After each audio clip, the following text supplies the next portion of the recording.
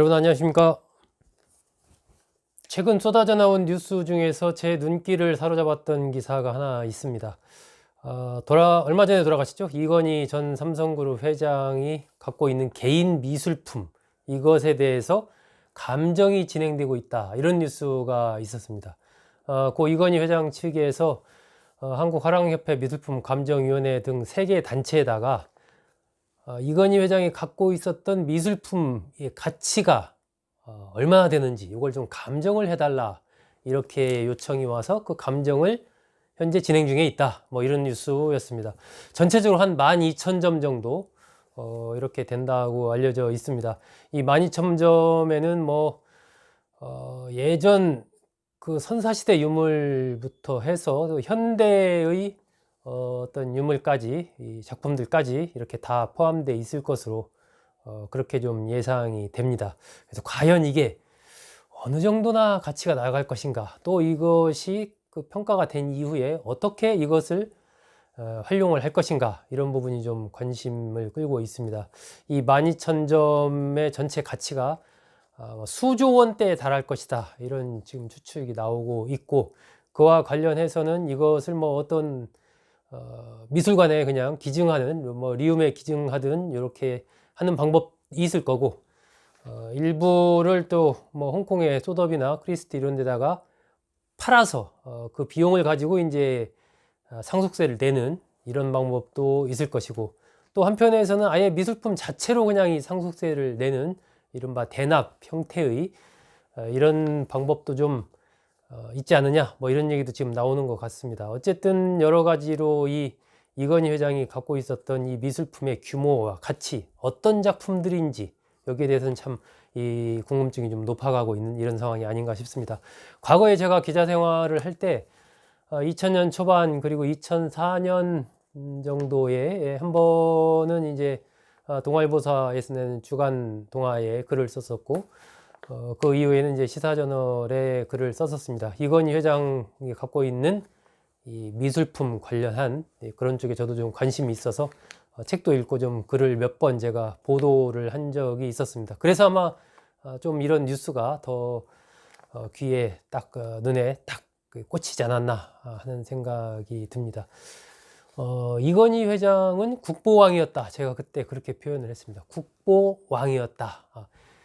국보나 보물, 여러분 개인이 소장할 수가 있습니다. 아무런 제약이 없습니다. 소장하고 나서, 사고 나서 15일 안에 신고를 하면 됩니다. 얼마에 샀는지 이런 건 당사자들 간에 그냥 알아서 거래를 하면 됩니다. 단지 외국에 팔 수는 없습니다. 이런 상황이었기 때문에 아마 이건희 회장 평소부터 이런 고미술 이런 부분에 대한 애착이 좀 있었고, 그래서 더 많이 사 모으지 않았나 싶습니다. 사실 뭐 삼성가의 이런 미술품 수집에 대한 그것은 역사가 좀 오래됐죠. 그 전에 이 창업자인 이병철 회장 때부터 시작이 됐고, 사실은 올라가면 이제 그 위에 선대까지도 올라갈 수가 있습니다. 고 이병철 회장이 그런 얘기를 한 적이 있죠. 내가 이런 이제 미술품 수집에 관심을 갖게 된 것은 아버지의 영향이었다. 아버지가 이제 시골에 그 문산정이라는 뭐 정자 지어놓고 여러 가지로 이 학문 공부를 하고 가르치기도 하고 뭐 그러셨는데, 그런 모습을 보면서 그때 이제 이런 이 문화재, 과거의 어떤 옛날 서적 이런 부분에 대해서 굉장히 관심을 갖게 되고, 그런 것들이 자연스럽게 좀 체화가 돼서 내가 이 우리나라의 고미술품에 대한 애호하는 마음을 갖게 됐다라고 이제 고 이병철 회장이 이야기를 한 적이 있습니다. 그래서 어떤 이제 미술품을 뭐 사거나 어떤 뭐 서예를 하거나 어떤 그런 관련된 활동을 할 때면 이건희 회장을 불러가지고 같이 현장에 있게 했다는 거죠. 그래서 그런 안목을 키우게 했다, 이렇게 알려져 있습니다. 이건희 회장은 아버지의 그런 고미술품에 대한 거에 더해서 플러스 현대미술 쪽까지 이제 범위를 많이 넓혔죠. 그게 조금 이제 차이가 있습니다. 2004년에 제가 기사를 썼을 때 그때 이건희 회장이 갖고 있었던 국보가 23점이었습니다. 국보 23점, 보물 80점. 이건희 회장 개인이 갖고 있었던 겁니다. 이게 호암미술관이나 리움에서 갖고 있는 그게 아니고 개인 이름으로 갖고 있는 미술품이 그 정도였습니다. 그게 이제 그 당시에 국립중앙박물관의 국보로 치면 한 58%, 보물은 70% 정도가 넘었습니다. 그러니까 거의 국립중앙박물관과 비슷한, 약간 못 미치지만 거의 버금가는 수준의 국보와 보물을 이건희 회장 혼자 소유를 하고 있었던 것이죠. 그런 정도로 상당히 우리나라 이 국보 보물, 특히 소유 관계에 있어서는 이건희 회장의 영향력이 뭐 막강했습니다. 이건희 회장 외에도 지금 가천대학 총장으로 있는 이길려 총장이라든지 유상옥 코리아나 화장품 회장, 이분들도 국보 보물 이런 거 몇 점씩 가지고 있습니다. 이런 식으로 이제 개인이 어쨌든 사서 가지고 있는 것은 아무런 제약이 없습니다. 2015년 정도의 어떤 보도 내용 제가 살펴보다가 보니까 이건희 회장이 2015년에 제가 아까 말씀드린 2004년에 비해서 조금 늘었더라고요. 국보는 한 점이 늘었습니다. 국보는 24점, 보물은 그 당시에 80점이었는데 2015년에는 92점.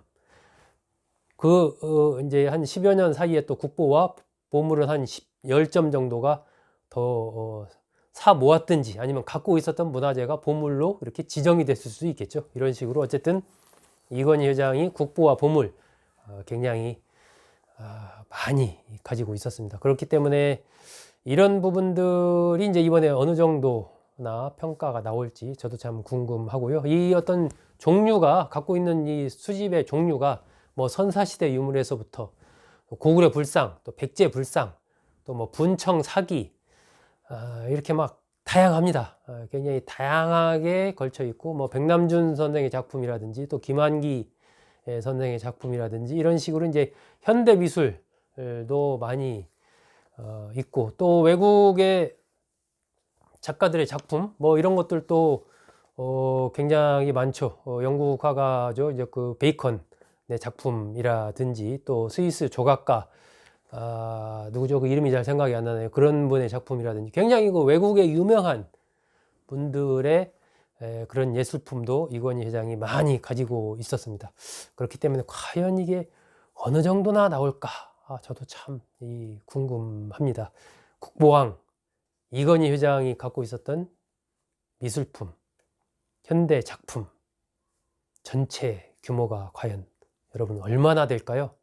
네, 이건희 회장이 갖고 있는 국보의 목록, 이것도 제가 그 당시에 한번 쭉 이렇게 보도를 한 적이 있는데, 이 지금 뒤에 컴퓨터 화면에 나와 있는 국보 216호입니다. 인왕제색도, 인왕산을 그린 그림이죠. 정선이 그린 그림인데, 이것도 이건희 회장이 가지고 있고요. 국보 217호인 금강전도, 도 마찬가지고, 국보 118호죠. 고구려 금동, 반가상, 이것도 이제 이건희 회장이 가지고 있고, 또 백자호, 뭐 이렇게 굉장히 많이 다양합니다. 2004년도에 제가 그때 전문가들한테 물어봤을 때 국보의 가격이 얼마나 됩니까? 그랬을 때 최소 그 당시에 5억 원 얘기했습니다. 최소 2004년에 많은 건 그 당시에도 벌써 이 금동상 같은 경우에 불상 이런 것은 20억 30억이 된다 뭐 이렇게 얘기했거든요. 그게 벌써 한 15, 16년 전 일이니까 지금은 아마 최소 2배 이상은 뛰지 않았을까 하는 생각이 듭니다.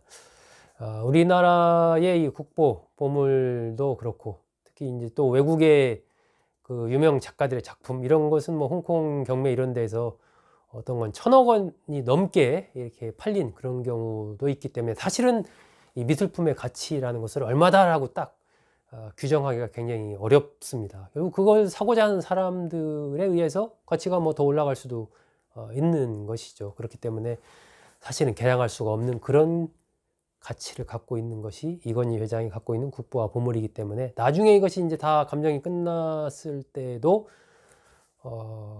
우리나라에서건 외국에서건 만약에 팔린다고 하면은 정말 최소 그런 수조 원 정도는 가지 않을까 뭐 그렇게 예상이 됩니다. 흥미로운 좀 재미있는 이야기라고 생각해서 여러분께 들려드렸는데 어떻게 잘 들으셨는지 모르겠습니다. 여러분 잘 들어주셔서 고맙습니다.